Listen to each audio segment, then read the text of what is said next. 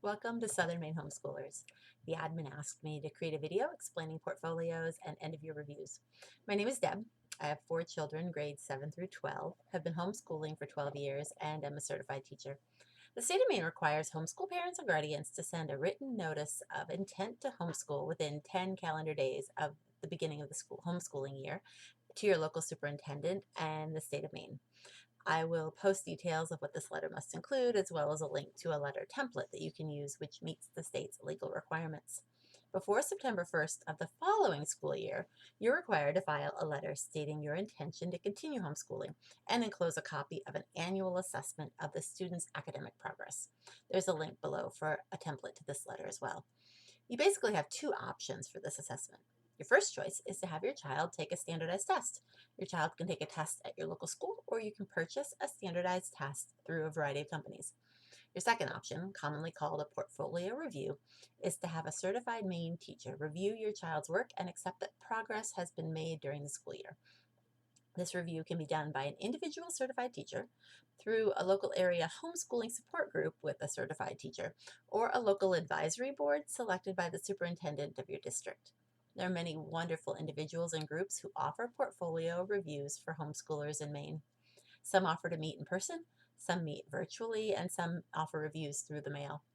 Each reviewer has different things they're looking for, but overall, we're all looking for the same thing: proof that you homeschooled your child and that progress is being made. Reviewers are not assessing grade level or offering educational advice, although some reviewers are more than happy to offer recommendations and extra support. I recommend that you begin organizing your child's portfolio at the beginning of the school year. Use a paper calendar or a spreadsheet and record your child's attendance. Keep a list of each subject area that you cover and the publisher or curriculum provider that you use. Keep the list on paper in a binder or on a doc or in a spreadsheet. For example, math, teaching textbooks, grade 2. Writing, excellence in writing, level A. Science, apologia, zoology 1. If you change during the school year, just make note of that. Then simply keep samples of your child's work throughout the school year, beginning, middle, and end of the year. You don't need to save everything. Just save a couple of math tests or samples of math work. Save samples of your child's writing. Take pictures of science experiments or activities. Keep a list of books your child has read and that you have read to them. If you go on a field trip, take note of it and save a couple of pictures. If you're using an online program that keeps track of progress, take a few screenshots or save a few PDFs throughout the year of progress being made.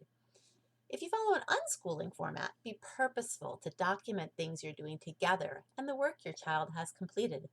Remember, your goal is to show that you have homeschooled in the required subject areas and that your child is making progress. It's that simple.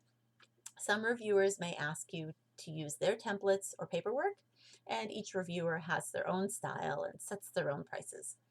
When my children were younger, they did everything on paper. I kept samples of their work in a 3-ring binder and then had a teacher review that work. Now that my kids are older, they do most of their work online or digitally.